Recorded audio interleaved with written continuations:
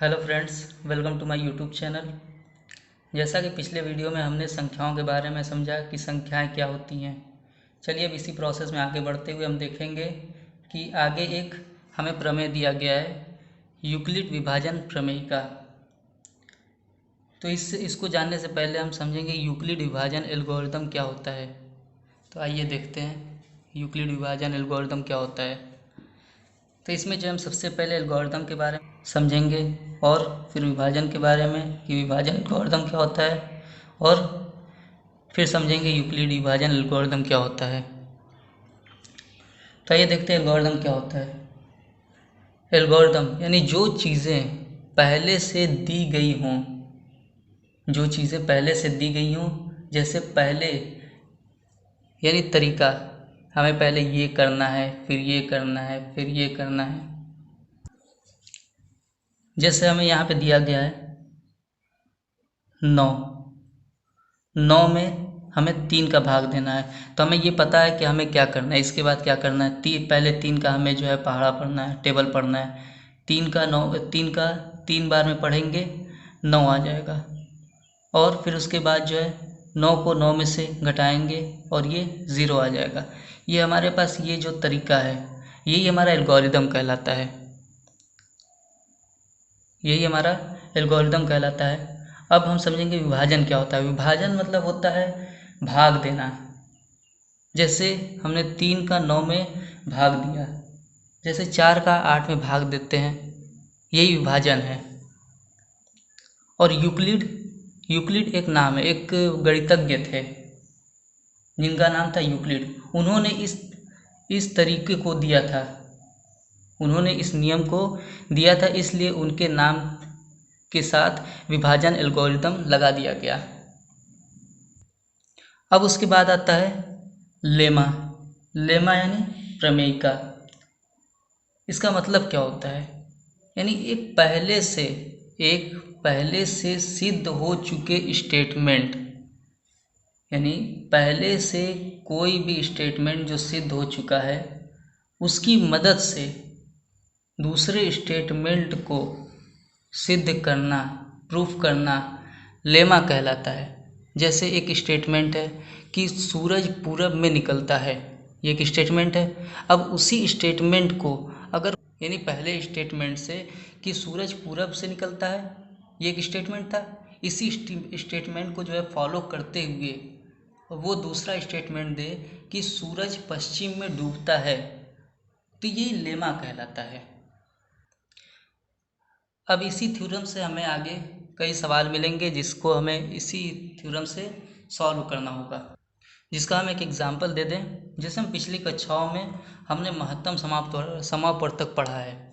तो आइए देखते हैं कि पहले हम, जैसे मान लीजिए हमारे पास कोई संख्या दिया हुआ था 8, 12, ये संख्या दिया हुआ था। तो हम इसमें क्या करते थे कि इसमें देखते थे कि सबसे छोटी संख्या कौन सा है। 12 बड़ा है 8 से, तो जो छोटी संख्या होती थी यानी 8, इसका भाग हम 12 में देते थे। अब इसका हम भाग चलिए देते हैं 12 में। 8 का 12 में भाग नहीं जाएगा, एक बार में लेंगे तो ये 8 आ जाएगा। अब इसमें से इसको घटाएंगे, 12 में से 8 घटाएंगे, कितना बचेगा, 4 बचेगा। अब देखिए ये 4 जो है पूरी तरीके से, ये 12 जो है 8 से पूरी तरीके से नहीं कटा है। तो अब क्या हम करते थे कि अब इस 4 का भाग इस 8 में देते थे, और तब तक देते थे जब तक कि शेषफल हमारा 0 नहीं आ जाता था। अब यहाँ पे देखते हैं कि 4 का जब 8 में भाग देंगे तो 2 बार में जाएगा, और ये 8 पूरा जो है 0 आ जाएगा, यानी हमारा जो है यहाँ पर शेषफल 0 आ जाता था। और हम लोग यानी महत्तम समापवर्तक 4 लिखते थे, और हमारा यही आंसर होता था। तो आइए देखते हैं यूक्लिड विभाजन एल्गोरिदम या यूक्लिड विभाजन प्रमेयिका क्या कहता है इसके बारे में। तो हमें क्या करना है, तो आइए देखते हैं यहाँ पे क्या तरीका है। जैसे यहाँ पे दिया गया है 2 धनात्मक पूर्णांक a और b दिए रहने पर ऐसी अद्वितीय पूर्ण संख्याएं q और r विद्यमान हैं कि a बराबर b q प्लस r। यानी हम जैसे पिछले कक्षाओं में पढ़ते थे कि भाज्य बराबर भाजक गुणे भागफल प्लस शेषफल। यानी यहाँ में जो है यहाँ पे भाज्य ए दिया है और भाजक बी दिया है और भागफल हमें क्यू दिया हुआ है और शेषफल जो है आर दिया हुआ है।